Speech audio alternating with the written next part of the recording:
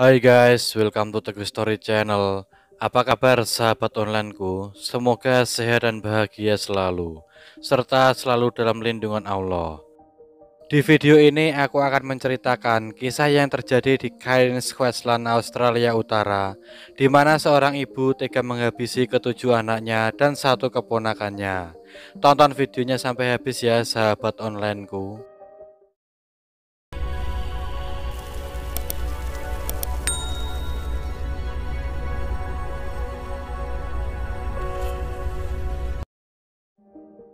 Raina Taidai, juga dikenal sebagai Mersan Waria, berusia 37 tahun. Raina merupakan single parent. Dia memiliki 8 orang anak. Tapi anak tertuanya tinggal sendiri pisah dengan ibu dan adik-adiknya. Selain merawat ketujuh anaknya, Raina juga merawat satu keponakannya. Awalnya Raina adalah seorang ibu yang baik.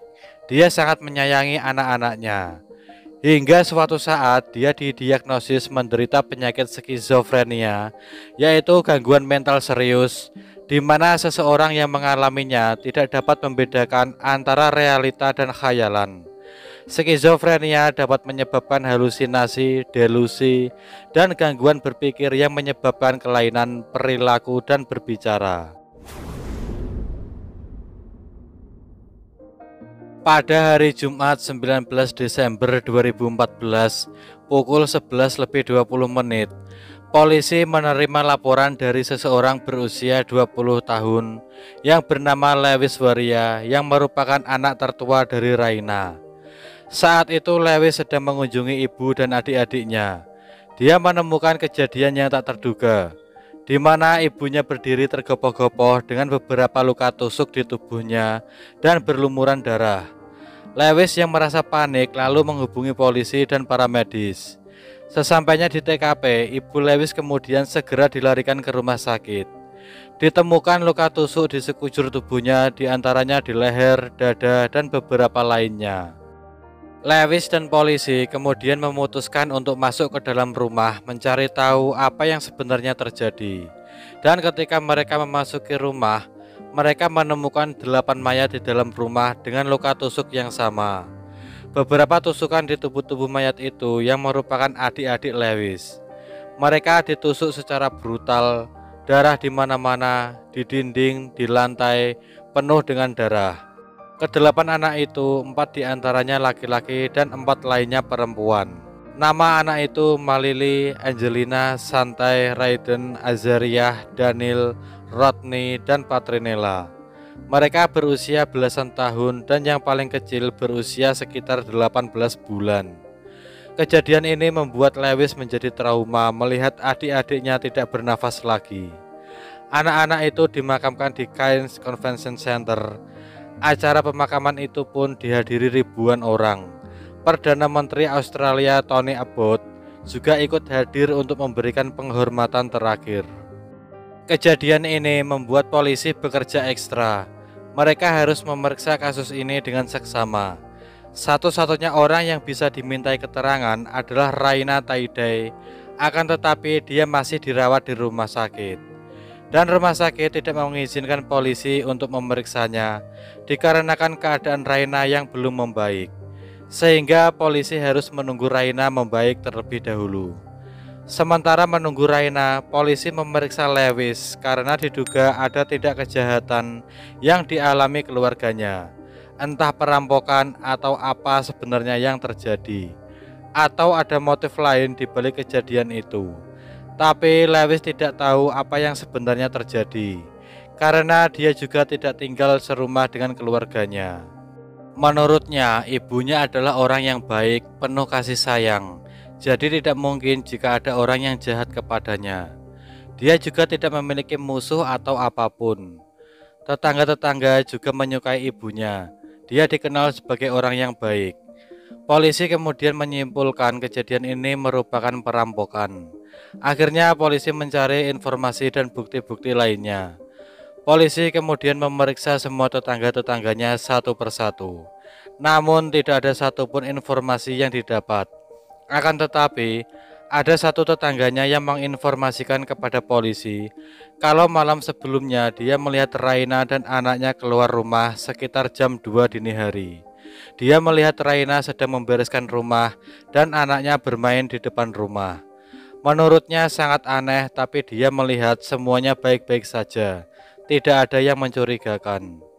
Polisi kembali memeriksa rumah Raina, siapa tahu ditemukan barang bukti seperti senjata atau apapun yang bisa memecahkan kasus ini. Mereka menemukan pisau yang diduga digunakan untuk melukai korban. Kemudian pisau itu dibawa untuk diperiksa lebih lanjut. Rumah Raina juga ditutup, dipasang garis polisi. Banyak wartawan dan orang-orang sekitar melihat proses pemeriksaan. Orang-orang juga tersentuh dengan menaruh bunga, boneka, dan mainan di jalanan untuk menghormati kedelapan anak itu. Setelah mendapatkan perawatan, dokter mengungkapkan ada hal yang aneh dengan luka tusukan di tubuh Raina. Luka tusukan itu seperti tidak dilakukan oleh orang lain, melainkan dilakukan dirinya sendiri. Bisa jadi dia ingin mengakhiri hidupnya sendiri setelah membantai anak-anaknya. Kasus ini menjadi teka-teki tersendiri. Apakah ini murni kasus perampokan? Tapi untuk apa dia melukai dirinya sendiri? Apakah dia korban pembantaian atau dia pelakunya? Sehingga dia melukai dirinya sendiri seolah-olah dia juga korban pembantaian itu. Dokter pun masih belum memberikan izin kepada polisi untuk memeriksa Raina.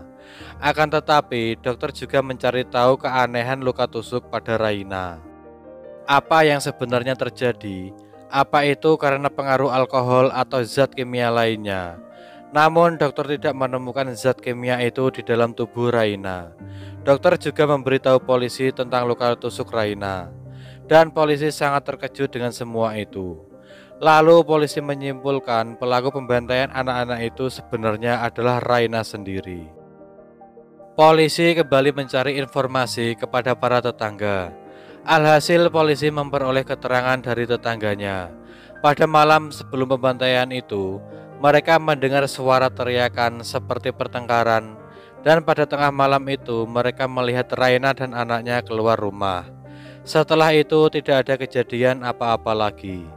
Hingga pada keesokan harinya, anak-anak itu ditemukan meninggal dunia. Ada juga tetangga yang mengatakan kalau beberapa hari belakangan Raina terlihat aneh. Dia berjalan di jalanan sambil teriak-teriak, sambil mengatakan kalau dirinya adalah orang pilihan dan memiliki kekuatan untuk membunuh atau mengutuk siapapun. Dia juga mengatakan kalau Anda menyakiti anak-anak saya menyakiti mereka terlebih dahulu. Anda menusuk anak-anak saya menusuk mereka terlebih dahulu. Dan jika Anda membunuh mereka, saya akan membunuh mereka terlebih dahulu. Polisi juga menemukan riwayat kesehatan Raina. Dia menderita penyakit skizofrenia atau gangguan mental yang sangat serius. Namun dia tidak pernah mendapatkan perawatan, pengobatan, juga tidak mendapatkan perhatian dari pemerintah setempat. Pembantaian ini dikaitkan dengan kesehatan mentalnya. Selain masalah kesehatan mentalnya, dia juga mengalami masalah keuangan, di mana dia merawat semua anaknya sendiri tanpa seorang ayah, sehingga membuatnya stres. Pandangan agamanya pun juga menjadi sangat ekstrim. Menurutnya dia adalah orang yang terpilih yang diutus oleh dewa. Dia mendatangi gereja-gereja untuk meminta nasihat. Selain itu, dia menjadi pengguna ganja. Sehari dia bisa mengkonsumsi ganja hingga 20 kali. Akan tetapi, sebulan terakhir dia berhenti mengkonsumsi ganja, berhenti minum alkohol dan zat kimia lainnya. Raina juga mengungkapkan kalau dia merasa ada setan yang mengganggunya. Dia kemudian membersihkan rumahnya, membuang barang-barangnya di halaman rumah pada malam sebelum pembantaian itu. Hal ini membuat polisi berkesimpulan bahwa Raina adalah pelaku di balik pembantaian itu. Saat kondisi Raina sudah membaik, akhirnya dokter memberikan izin kepada polisi untuk menangkap Raina saat itu juga dan dibawa ke kantor polisi. Dan sebelum polisi memeriksanya lebih lanjut, polisi terlebih dahulu membawanya ke psikiater untuk memeriksa kesehatan mentalnya. Mereka memeriksa Raina dengan sangat hati-hati. Mereka bertanya tentang kejadian malam itu. Raina mengungkapkan dia mendapatkan bisikan gaib dari dewa kalau dunia ini akan hancur. Dia percaya dengan bisikan itu dan ingin memastikan jiwanya, rumahnya, dan anak-anaknya semurni mungkin, sehingga mereka akan masuk surga. Itulah sebabnya dia melakukan pembantaian itu. Namun ada fakta lain yang ditemukan. Pembantaian itu dilakukan karena dua putrinya pulang terlambat, sehingga membuatnya marah dan menyusuri jalan untuk mencari putrinya. Bahkan dia menelpon polisi dan meminta polisi untuk mencari putrinya itu. Dan setelah kedua putrinya sampai di rumah, terjadilah pembantaian itu. Raina sendiri menegaskan pembantaian itu terjadi ketika dia mendapatkan sinyal dari dewa dengan adanya seekor merpati. Saat dia mendengar merpati itu merupakan sinyal untuk melakukan pembantaian. Menurut beberapa sumber, dia mulanya membantai bebek peliharaannya dan kembali ke dalam rumah. Setelah itu terjadilah pembantaian, dan dia mencoba untuk mengakhiri hidupnya sendiri. Sebenarnya kasus ini sangat membingungkan. Entah apa motif sebenarnya dari kasus ini. Beberapa hari kemudian, Raina dibebaskan dari psikiater dan ditahan di penjara khusus dan perhatian khusus. Pada 6 April 2017, Raina dibawa ke pengadilan untuk diadili. Dia mengungkapkan penyesalannya, tapi dia tidak bertanggung jawab atas apa yang sudah dia lakukan. Dari pihak Raina pun mengungkapkan pada saat pembantaian, dia tidak bisa mengendalikan dirinya.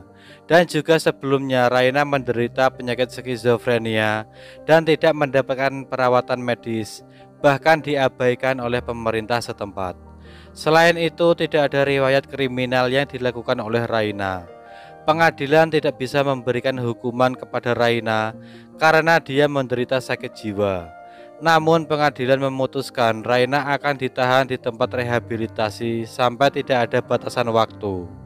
Hal ini agar dia bisa dipantau kesehatannya dan tidak membahayakan orang lain lagi.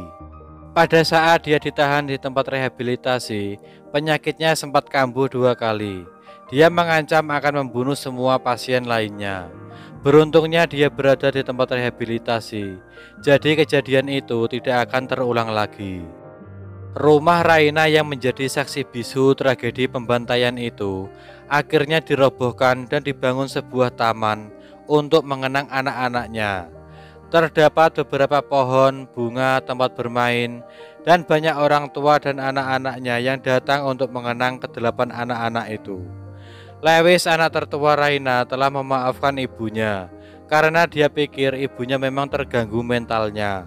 Dia ingin menjalani sisa hidupnya dan membuat bangga almarhum adik-adiknya. Dari sini bisa kita petik pelajaran yang begitu berharga. Betapa penting perhatian kepada sesama, tidak memandang dia siapa atau bagaimana. Seandainya Raina mendapatkan perhatian lebih, pasti tidak ada kejadian itu. Sekian dari kisah ini. Bagaimana menurut teman-teman tentang kasus ini? Bisa komen di bawah. Dan semoga kita bisa mengambil hikmah dari kasus yang aku bawakan hari ini. Bagi yang belum subscribe, bisa tekan tombol subscribe, like, komen, dan share, serta nyalakan lonceng notifikasinya agar teman-teman tidak ketinggalan video dari aku selanjutnya. Tetap jaga kesehatan, berhati-hati dalam setiap aktivitas.